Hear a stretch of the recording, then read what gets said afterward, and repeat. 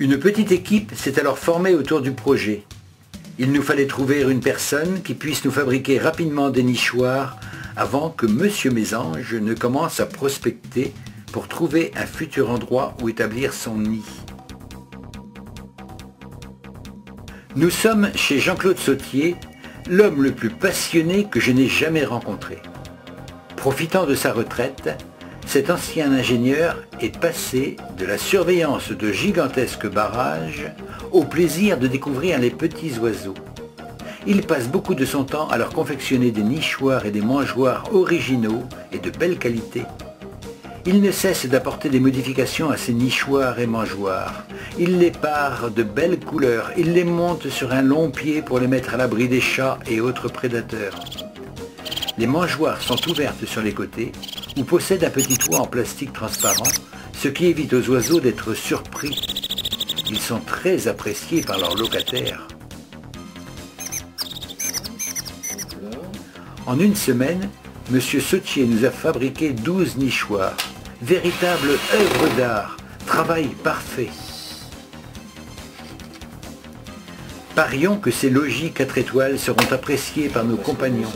Qu'avec la deuxième, la troisième.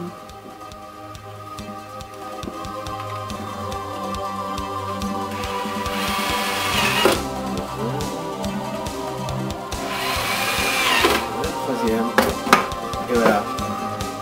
Et je vais la fermer. Donc j'y suis. Hop. Voilà.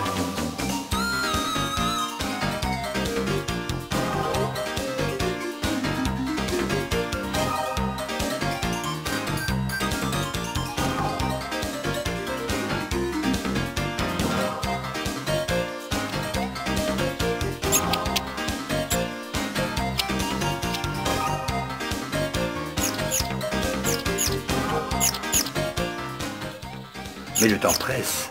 Le soleil commence à réveiller la végétation et les oiseaux commencent à défendre leur territoire. Vous les entendez le matin ?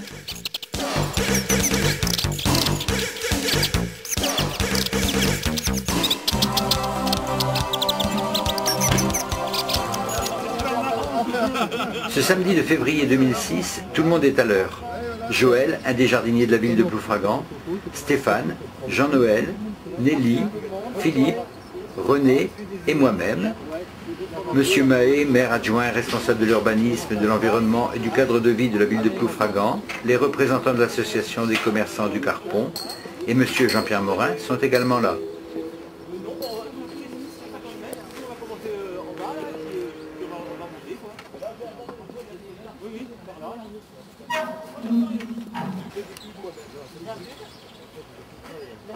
Il nous faut placer ces nichoirs à une bonne hauteur, environ 4 mètres, et orienter vers l'est pour que l'entrée ne soit pas exposée au vent dominant ou à la pluie. Inutile de garnir le nid, laissez faire les petits acrobates. La femelle aménage celui-ci, tantôt seule, tantôt aidée du mâle, en le tapissant de menues racines, de tiges et de brindilles, puis d'un épais matelas de mousse, et enfin d'une couche douillette de poils, de crin ou de laine, éventuellement de plumes. De nombreux oiseaux, dont les mésanges, édifient leur nid dans une cavité. Ça peut être un arbre creux, un trou dans un édifice, ou sous un toit, une boîte à lettres, une vieille pompe à eau.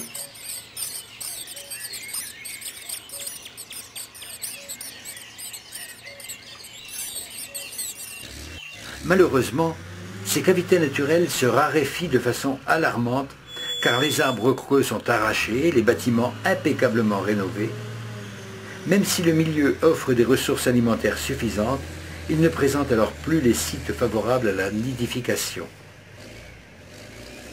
Pour suppléer à cette disparition, disposer des nichoirs adaptés aux oiseaux cavernicoles est une solution facile et efficace. Des modèles prêts à poser existent, mais c'est très intéressant de les construire soi-même et d'y associer ses enfants et ses proches. Toutes les conditions de confort et de sécurité pour que les oiseaux réussissent leur nichée doivent être réunies. Le nichoir doit être suffisamment grand, Avec une base de 15 cm sur 16 et une hauteur de 15 cm minimum entre le trou d'envol et le fond du nichoir. Il doit être résistant et imperméable aux intempéries. Évitez les nichoirs aux parois trop minces, montés de façon douteuse ou présentant des fissures. Chaque espèce possédant des exigences particulières, le nichoir doit être adapté à l'oiseau que vous souhaitez accueillir. Par exemple, trou d'envol pour une mésange bleue 28 mm, mésange charbonnière 30 mm. Mais le plus simple est de réaliser un trou de 30 mm qui conviendra aux mésanges bleues et charbonnières. Le nichoir ne doit pas être placé en plein soleil ou à l'ombre complète.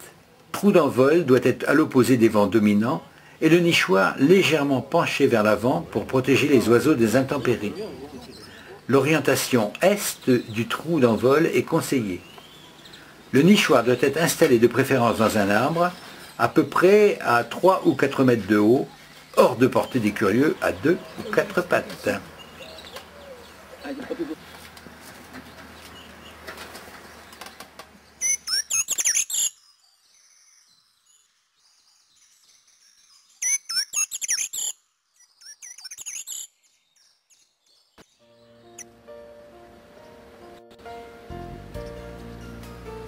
L'hiver s'est installé.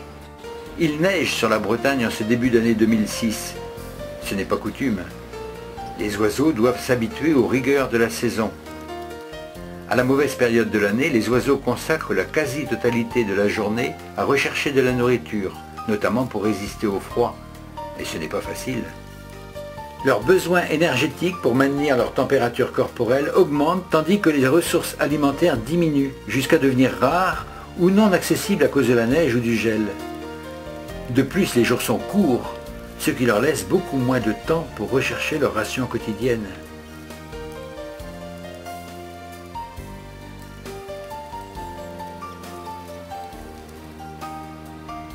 Suffit-il de lever les yeux au ciel pour voir l'oiseau?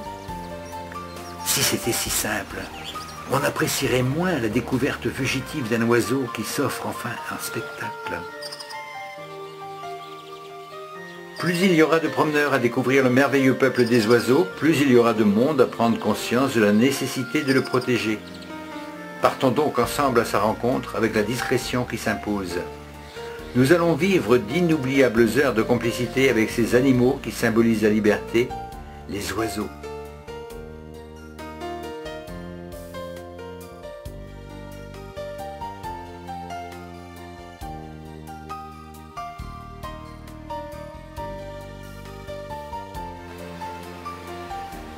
Observer les oiseaux dans les bois n'est pas toujours simple, surtout si l'on ne reconnaît pas les chants ou les cris des différentes espèces.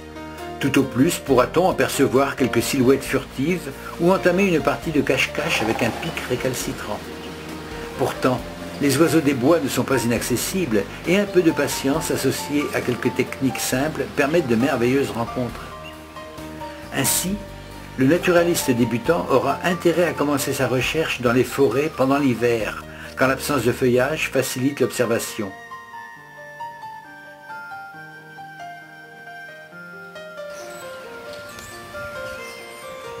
Marcher, c'est le meilleur moyen de signaler sa présence à des oiseaux craintifs. Même le rouge-gorge familier au potager est ici un vrai sauvage.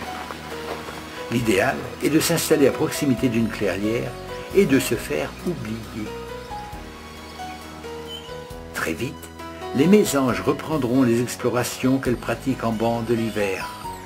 La mésange noire préfère les grands conifères et la neunette les milieux plus humides.